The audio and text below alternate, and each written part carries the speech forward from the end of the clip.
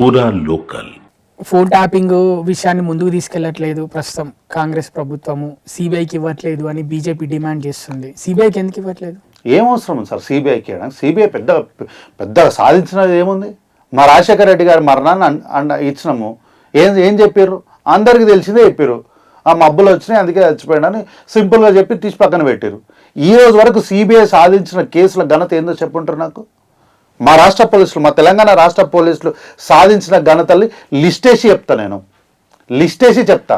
ఇక్కడనే అన్మిషా పబ్ ఉండే కదా, ఎన్నోళ్ళ ఛేదించిన కేసుని.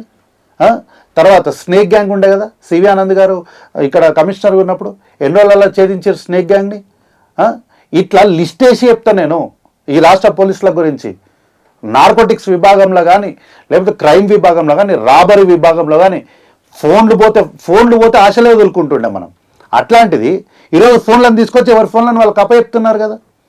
ఇట్లా అన్ని కేసులలో ఘనత సాధించినటువంటి మా పోలీసుల పైన మాకు నమ్మకం ఉంది.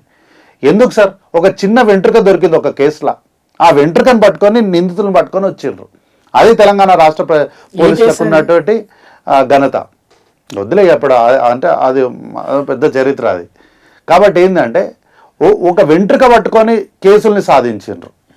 అట్లాంటప్పుడు మా రాష్ట్ర పోలీసులు, మా సిట్టు పైన మాకు నమ్మకం ఉంది. వీళ్ళకన్నా సిబిఐ వాళ్ళే మేధావులు గారు.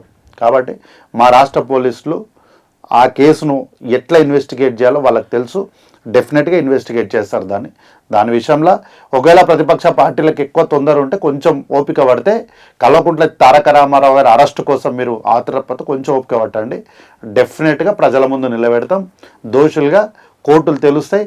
ప్రజలు కల్వకుంట్ల తారక రామారావు గారిని రాళ్లతోనే కొడతారా, మరి దేనితోనే కొడతారో ఈ రాష్ట్ర ప్రజలు చూస్తారు తొందరలో ఆ విషయాన్ని.